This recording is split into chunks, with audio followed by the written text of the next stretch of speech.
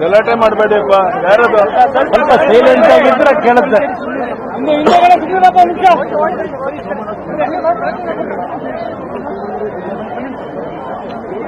ನಮ್ಮೆಲ್ಲರಿಗೆ ಹಾಗೂ ನಾಡಿನ ಜನತೆಗೆ ನಡೆದಾಡುವ ದೇವರು ಅಂತಕ್ಕಂಥ ಒಂದು ಭಾವನೆಗಳನ್ನ ಪ್ರತಿಯೊಬ್ಬರ ಹೃದಯದಲ್ಲಿ ಮೂಡಿಸಿದ್ದಂತ ಪರಮ ಪೂಜ್ಯ ಸಿದ್ಧಗಂಗಾ ಶ್ರೀಗಳು ವೈದ್ಯರ ಒಂದು ಹಲವಾರು ರೀತಿಯ ಒಂದು ಉತ್ತಮವಾದಂಥ ಚಿಕಿತ್ಸೆಗಳು ಅತ್ಯಂತ ಉತ್ತಮವಾದಂಥ ರೀತಿಯಲ್ಲಿ ಕೊಟ್ಟಂತ ಒಂದು ಸನ್ನಿವೇಶದಲ್ಲೂ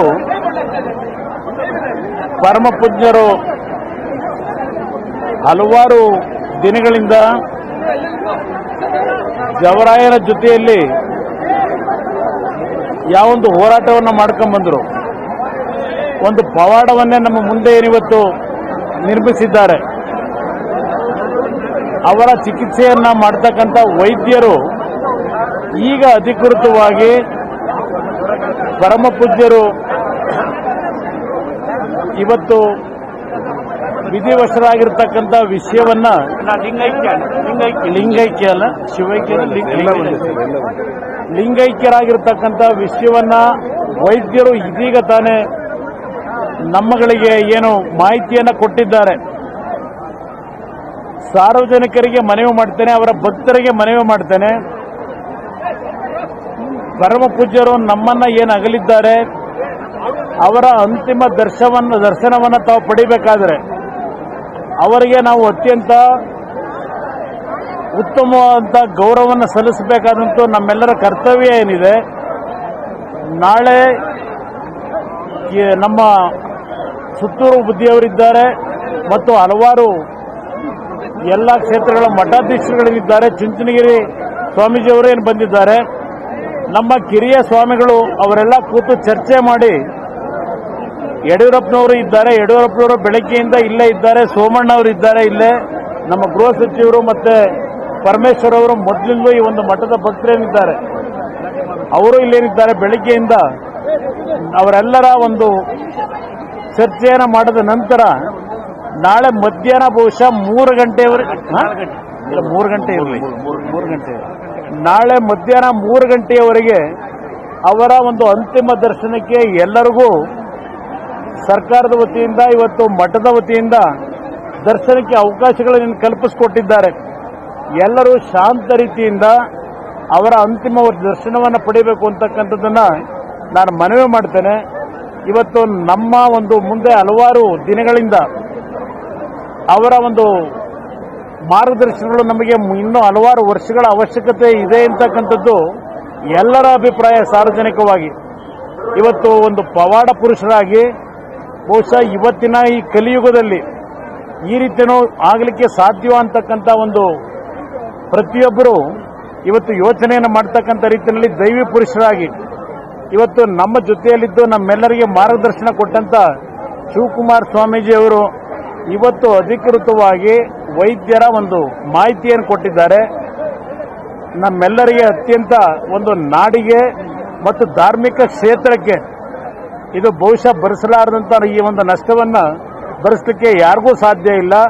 ಇಂಥ ಒಬ್ಬ ಪರಮ ಪೂಜ್ಯ ಸ್ವಾಮೀಜಿಯವರು ಸುದೀರ್ಘವಾದಂಥ ಅವರ ಒಂದು ನಮ್ಮೆಲ್ಲರ ಮುಂದೆ ಅವರು ಕೊಟ್ಟಂತ ಕೊಡುಗೆ, ಸಮಾಜಕ್ಕೆ ಕೊಟ್ಟಂತ ಕೊಡುಗೆ, ಈ ನಾಡಿನ ಲಕ್ಷಾಂತರ ಬಡ ಕುಟುಂಬದ ಮಕ್ಕಳಿಗೆ ಅವರು ಕೊಟ್ಟಂತ ಶಿಕ್ಷಣ, ಅನ್ನದಾಸೋಹದ ಕಾರ್ಯಕ್ರಮದ ಮುಖಾಂತರ ದೇಶಕ್ಕೆ ಹಲವಾರು ಕೊಡುಗೆಗಳನ್ನು ಕೊಟ್ಟಿದ್ದಾರೆ. ಈ ಮಠದಿಂದ ಈ ದೇಶದ ಭವಿಷ್ಯವನ್ನು ನಿರ್ಮಾಣ ಮಾಡತಕ್ಕಂಥ ಲಕ್ಷಾಂತರ ಮಂದಿಯನ್ನ ಇವತ್ತು ಈ ನಾಡಿಗೆ ಕೊಟ್ಟಂತ ಪರಮ ಪೂಜ್ಯರು ನಮ್ಮೆಲ್ಲರನ್ನು ಅಗಲಿದ್ದಾರೆ ಅಂತಕ್ಕಂಥದ್ದನ್ನ ಅತ್ಯಂತ ನೋವಿನಿಂದ ಇವತ್ತು ನಾನು ಪ್ರಕಟ ಮಾಡಲಿಕ್ಕೆ ಇವತ್ತು ಬಯಸ್ತಾ ಇದ್ದೇನೆ.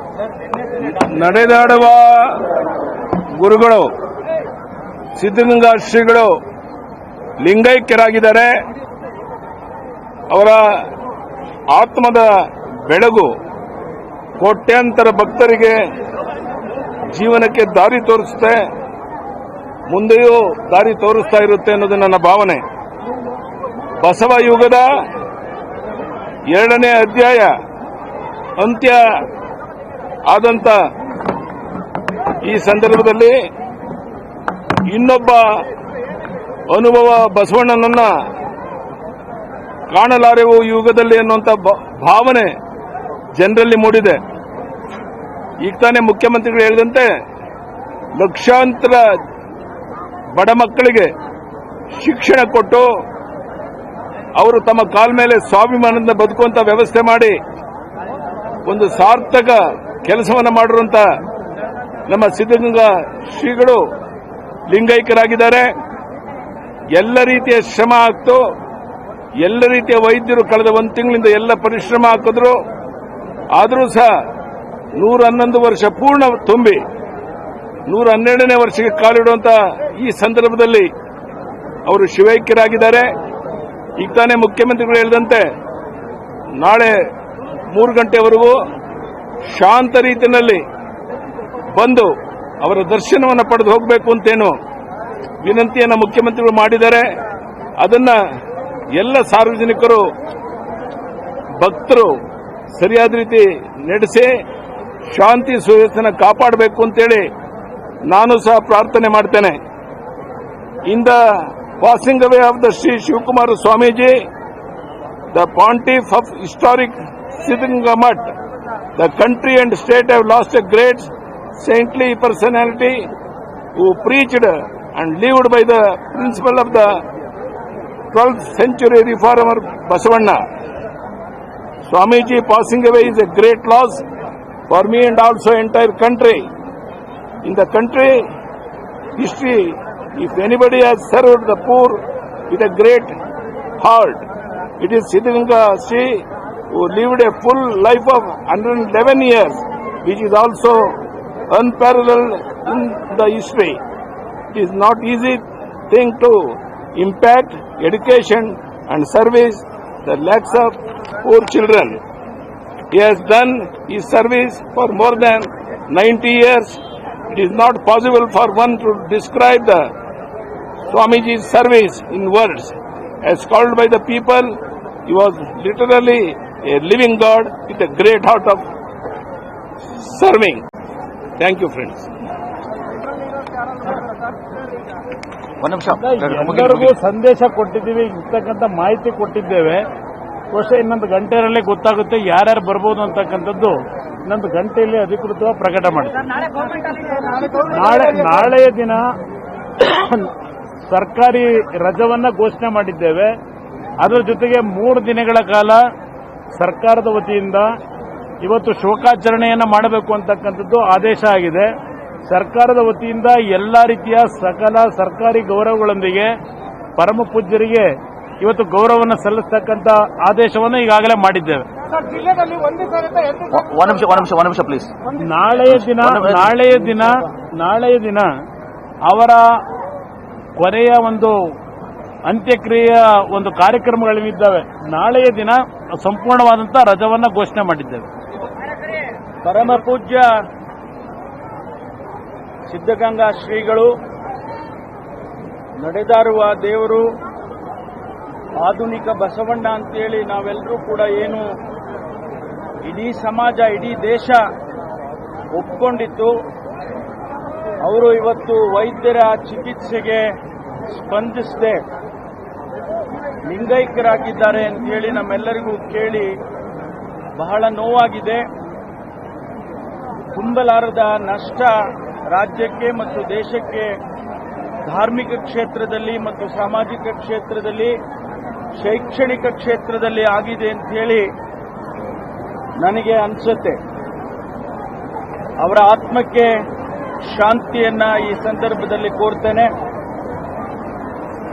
ಭಗವಂತನಲ್ಲಿ ಪ್ರಾರ್ಥನೆ, ಮತ್ತೊಬ್ಬ ಸಿದ್ಧಗಂಗಾ ಶ್ರೀಗಳು ಪರಮ ಪೂಜ್ಯ ಶಿವಕುಮಾರ ಸ್ವಾಮೀಜಿಗಳು ನಮ್ಮ ಸಮಾಜಕ್ಕೆ ಬರಲಿ ಹಾಗೆ ಅಂತ ಹೇಳಿ ನಾನು ಪ್ರಾರ್ಥನೆಯನ್ನು ಈ ಸಂದರ್ಭದಲ್ಲಿ ಸಲ್ಲಿಸ್ತೇನೆ. ಇಡೀ ದೇಶದಲ್ಲಿ ಇವತ್ತು ಶೈಕ್ಷಣಿಕ ಕ್ಷೇತ್ರದಲ್ಲಿ ಅವರು ಮಾಡಿರ್ತಕ್ಕಂಥ ಸೇವೆ, ಸಾಮಾಜಿಕ ಕ್ಷೇತ್ರದಲ್ಲಿ ಅವರು ಮಾಡಿರ್ತಕ್ಕಂಥ ಸೇವೆ ಬಹುಶಃ ಇನ್ನೊಬ್ಬರು ಮಾಡಲಿಕ್ಕೆ ಸಾಧ್ಯ ಆಗೋದಿಲ್ಲ. 111 ವರ್ಷಗಳನ್ನು ಕಳೆದು ಇನ್ನು 112ಕ್ಕೆ ಕಾಲಿಡ್ತಕ್ಕಂಥ ಈ ಸಂದರ್ಭದಲ್ಲಿ ಅವರು ನಮ್ಮನ್ನು ಅಗಲಿ ಹೋಗಿದ್ದಾರೆ, ಲಿಂಗೈಕ್ಯರಾಗಿದ್ದಾರೆ. ಅವರ ನೆನಪು, ಅವರ ಆದರ್ಶಗಳು ಇಡೀ ದೇಶಕ್ಕೆ, ನಮ್ಮ ಸಮಾಜಕ್ಕೆ ಉಳಿಯುವಂತೆ ಆಗಲಿ ಅಂತ ಹೇಳಿ ನಾನು ಈ ಸಂದರ್ಭದಲ್ಲಿ ಹಾರೈಸ್ತೇನೆ. ಅದರ ಜೊತೆಗೆ ಮಾನ್ಯ ಮುಖ್ಯಮಂತ್ರಿಗಳೇನು ಇವತ್ತು ತಿಳಿಸಿದ್ದಾರೆ, ಅವರಿಗೆ ಭಾರತ ರತ್ನವನ್ನು ಕೊಡಬೇಕು ಅಂತ ಹೇಳಿ ಈಗಾಗಲೇ ಮಾನ್ಯ ಮುಖ್ಯಮಂತ್ರಿಗಳು ಅನೇಕ ಸಂದರ್ಭದಲ್ಲಿ ತಿಳಿಸಿದ್ದಾರೆ. ಮಾನ್ಯ ಯಡಿಯೂರಪ್ಪನವರು ತಿಳಿಸಿದ್ದಾರೆ. ಕೇಂದ್ರ ಸರ್ಕಾರ, ಮಾನ್ಯ ಪ್ರಧಾನಮಂತ್ರಿಗಳು ಆದಷ್ಟು ಶೀಘ್ರವಾಗಿ ಅವರಿಗೆ ಘೋಷಣೆಯನ್ನ ಮಾಡಬೇಕು ಅಂತ ಹೇಳಿ ಈ ಸಂದರ್ಭದಲ್ಲಿ ನಾನು ಮನವಿಯನ್ನ ಮಾಡಿಕೊಳ್ತೇನೆ. ಮಾನ್ಯ ಪರಮೇಶ್ವರ್ ಹೇಳಿದಂತೆ ಭಾರತ ರತ್ನ ಕೊಡಬೇಕು ಅಂತೇಳಿ ಮುಖ್ಯಮಂತ್ರಿಗಳು ನಾವು ಎಲ್ಲರೂ ಒತ್ತಾಯ ಮಾಡಿದ್ದೇವೆ. ಪ್ರಧಾನಿಯವರ ಮನವೊಲಿಸುವಂತ ಪ್ರಯತ್ನ ಮಾಡ್ತೇವೆ. ಕೋಟ್ಯಾಂತರ ಜನರ ಅಪೇಕ್ಷೆ ಇದೆ, ಸಿದ್ಧಗಂಗಾ ಶ್ರೀಗಳಿಗೆ ಭಾರತ ರತ್ನ ಕೊಡಬೇಕು ಅನ್ನುವಂಥದ್ದು. ಅದನ್ನ ಮಾನ್ಯ ಪ್ರಧಾನಮಂತ್ರಿ ನರೇಂದ್ರ ಮೋದಿ ಅವರು ಈಡೇರಿಸಬೇಕು ಅಂತೇಳಿ ಈ ನಾಡಿನ ಕೋಟ್ಯಾಂತರ ಜನರ ಪರವಾಗಿ ಅತ್ಯಂತ ವಿನಯದಿಂದ ಅವರಿಗೆ ನಾನು ವಿನಂತಿಯನ್ನು ಮಾಡ್ತೇನೆ. ಈಗಾಗಲೇ ಅವರಿಗೆ ಪ್ರಾರ್ಥನೆಯನ್ನು ಮಾಡಿದ್ದೇನೆ. ಒಂದು ನಿಮಿಷ ಹೇಳ್ತೇನೆ, ಒಂದು ನಿಮಿಷ. ನಮ್ಮೆಲ್ಲರ ಪಾಲಿನ ನಡೆದಾಡುವ ದೇವರು ಆಧುನಿಕ ಬಸವಣ್ಣನವರು, ತ್ರಿವಿಧ ದಾಸೋಹಿಗಳು, ಪರಮ ಪೂಜ್ಯ ಡಾಕ್ಟರ್ ಶಿವಕುಮಾರ್ ಮಹಾಸ್ವಾಮೀಜಿಯವರು ಇವತ್ತು ನಮ್ಮನ್ನ ಅಗಲಿದ್ದಾರೆ. ಅವರು ಲಿಂಗೈಕ್ಯರಾಗಿದ್ದಾರೆ. ಪರಮ ಪೂಜ್ಯ ಸಿದ್ಧಗಂಗಾ ಮಹಾಸ್ವಾಮಿಗಳಲ್ಲಿ ಏನು ಇಷ್ಟಲಿಂಗ ಪೂಜೆಯ ಒಂದು ದಿವ್ಯ ಶಕ್ತಿ ಇವತ್ತಿನ ದಿವಸ ಅಡಗಿತ್ತು. ಇವತ್ತು 12ನೇ ಶತಮಾನದ ಬಸವಣ್ಣನವರ, ಬಸವಾದಿ ಶರಣರ ತತ್ವಗಳು ಇವತ್ತಿನ ದಿವಸ ಕಾಯಕ ಮತ್ತು ದಾಸೋಹ, ಅದನ್ನ ಚಾಚು ತಪ್ಪದೆ ಆ ಸಿದ್ಧಾಂತವನ್ನ, ಆ ಪರಿಕಲ್ಪನೆಯನ್ನ, ಆ ಅನುಭವ ಮಂಟಪದ ಪರಿಕಲ್ಪನೆಯನ್ನ ಪಾಲಿಸಿದವರು ನಮ್ಮೆಲ್ಲರ ಹೆಮ್ಮೆಯ ಶ್ರೀಗಳಂತ ಡಾಕ್ಟರ್ ಶಿವಕುಮಾರ್ ಮಹಾಸ್ವಾಮಿಗಳು. ಬಹುಶಃ ಅವರು 111 ವರ್ಷ ಒಂದು ಪವಾಡ ಅವತ್ತೊಂದು ದಿವಸ ಅವರು ಬದುಕುಳಿದುವಂಥದ್ದು. ಅವರಲ್ಲಿರುವಂತಹ ಒಂದು ದಿವ್ಯ ಶಕ್ತಿ ಇವತ್ತಿನ ದಿವಸ ತಾವು ಯಾವಾಗ ಬೇಕಾದಾಗ ಇಚ್ಛಾ ಮರಣವನ್ನು ಹೊಂದಬೇಕು ಅಂತ ಹೇಳಿ ಇವತ್ತೊಂದು ದಿವಸ ಇಟ್ಕೊಂಡಂತ ಒಂದು ಶಕ್ತಿ, ದಿವ್ಯ ಶಕ್ತಿ ಅವರಲ್ಲಿತ್ತು. ಇವತ್ತು ಅವರು ನಮ್ಮನ್ನ ಅಗಲಿದ್ದಾರೆ. ನಮಗೆ, ನಾಡಿಗೆ, ಇಡೀ ದೇಶಕ್ಕೆ ಇವತ್ತಿನ ದಿವಸ ಆಗಿದಂತಹ ದುಃಖ, ಅದ್ರ ಜೊತೆಗೆ ಈ ಸಿದ್ಧಗಂಗಾ ಶಾಲೆಯಲ್ಲಿ ಇವತ್ತಿನ ದಿವಸ ಲಕ್ಷಾಂತರ ಮಕ್ಕಳು, ಈ ಹಿಂದೆ ಕಲಿತಂತವರು ಮತ್ತು ಈಗ ಕಲಿತಂತ ಮಕ್ಕಳಿಗೆ ಅವರ ಒಂದು ದುಃಖವನ್ನು ಇವತ್ತಿನ ದಿವಸ ಬಹುಶಃ ಯಾರು ತುಂಬಲಿಕ್ಕೆ ಆಗೋದಿಲ್ಲ. ಅಂತ ಒಂದು ಇಡೀ ಪ್ರಪಂಚದಲ್ಲಿ ಒಂದು ದೊಡ್ಡ ಕಾರ್ಯವನ್ನ ಪರಮ ಪೂಜ್ಯ ಸಿದ್ಧಗಂಗಾ ಮಹಾಸ್ವಾಮೀಜಿಯವರು ಇವತ್ತಿನ ದಿವಸ ಮಾಡಿದ್ದಾರೆ. ಈ ಸಂದರ್ಭದಲ್ಲಿ ಸನ್ಮಾನ್ಯ ಮುಖ್ಯಮಂತ್ರಿಗಳು ಮತ್ತು ನಮ್ಮ ಉಪಮುಖ್ಯಮಂತ್ರಿಗಳು ಇವತ್ತು ಈ ಒಂದು ಸಿದ್ಧಗಂಗಾ ಶ್ರೀಗಳ ಒಂದು ಅಂತಿಮ ಯಾತ್ರೆಯಲ್ಲಿ ಹೊತ್ತು ಎಲ್ಲರಿಗೂ ಕೂಡ ಅತ್ಯಂತ ಒಬ್ಬ ಸಾಮಾನ್ಯ ಮನುಷ್ಯನಿಗೂ ಕೂಡ ಅವ್ರನ್ನ ಸುಸೂತ್ರವಾಗಿ ಬಂದು ಅವರ ದರ್ಶನವನ್ನು ಪಡ್ಕೊಳ್ಬೇಕು ಅಂತ ಹೇಳಿ ಇವತ್ತು ದಿವಸ ಆಶೆ ಎಲ್ಲರದ್ದು ಇದೆ. ಅದಕ್ಕೆ ಸಂಪೂರ್ಣವಾಗಿ ಇವತ್ತು ದಿವಸ ಆ ತಯಾರಿಯನ್ನು ಇವತ್ತು ದಿವಸ ನಾವು ಮಾಡ್ಕೊಂಡಿದ್ದೀವಿ. ಅದಲ್ಲದೆ ಇವತ್ತು ಒಂದು ಎಲ್ಲ ಕಡೆನೂ ಕೂಡ ಅವರ ಏನು ನಿಮ್ಮ ಸ್ಯಾಟಲೈಟ್ ಮೂಲಕ ತಮಗೆ ಮಾಹಿತಿಯನ್ನು ಕೊಡುವಂತದ್ದು, ಎಲ್ಲ ಕಡೆ ನಿಮ್ಮ LED ಸ್ಕ್ರೀನ್ಸ್ ಬರುವಂತ ಭಕ್ತರು ಏನಿದ್ದಾರೆ ಅವ್ರಿಗೆಲ್ಲ ರೀತಿಯ ಅವತ್ತೊಂದು ಸಿದ್ಧ ಮಾಡುವ ಮೂಲಕ ಇವತ್ತು ಸಿದ್ಧಗಂಗಾ ಶ್ರೀಗಳಿಗೆ ಒಂದು ನಿಜವಾದಂತ ಒಂದು ಶ್ರದ್ಧಾಂಜಲಿ ಅವರು ಮಾಡಿದಂತ ಒಂದು ಕೆಲಸಕ್ಕೆ ಕೊಡ್ಲಿಕ್ಕೆ ಸರ್ಕಾರ ಸಂಪೂರ್ಣವಾಗಿ ಇವತ್ತೊಂದು ಸಹ ತಯಾರು ಮಾಡಿಕೊಂಡಿದೆ. ಸ್ವಲ್ಪ ಸಮಯದಲ್ಲಿ ನಾನು ನಮ್ಮ ಎಡಿಜಿಪಿ ಕಮಲ್ ಕಾಂತ್ ಅವರು, ಆಮೇಲೆ ನಮ್ಮ ಐಜಿಪಿ ದಯಾನಂದ್ ಅವರು ಮತ್ತು ಇನ್ನಿತರರು ಕೂಡಿ ಏನೆಲ್ಲ ತಯಾರಿಯನ್ನ ಮಾಡ್ಕೊಂಡಿದೀವಿ ಅನ್ನೋದನ್ನ ಅದನ್ನು ಸಪರೇಟ್ ಆಗಿ ಇವತ್ತೊಂದು ಸಹ ತಮಗೆ ತಿಳಿಸ್ತೀವಿ. ತನ್ಮೂಲಕ ತಾವು ನಾಡಿನ ಜನತೆಗೆ ತೋರಿಸಿಕೊಟ್ರೆ ಇವತ್ತೊಂದು ಎಲ್ಲವೂ ಕೂಡ ಸುಗಮವಾಗಿ ಇವತ್ತೊಂದು ಸಹ ಒಂದು ಅತ್ಯಂತ ಒಂದು ಗೌರವಯುತವಾಗಿ ಇವತ್ತೊಂದು ಸಹ ಇವೆಲ್ಲ ಕಾರ್ಯಗಳು ನಡೀತವೆ. ಆ ದಿಶೆಯಲ್ಲಿ ಆ ಒಂದು ಪತ್ರಿಕಾಗೋಷ್ಠಿನ ಕೆಲವೇ ನಿಮಿಷಗಳ ನಂತರ ಮತ್ತೆ ಅದನ್ನ ತಮಗೆ ತಿಳಿಸುವಂತದ್ದು ನಾವು ಮಾಡ್ತೇವೆ. ಎಲ್ಲ ಹೇಳ್ತೀವಿ. ಪರಮ ಪೂಜ್ಯ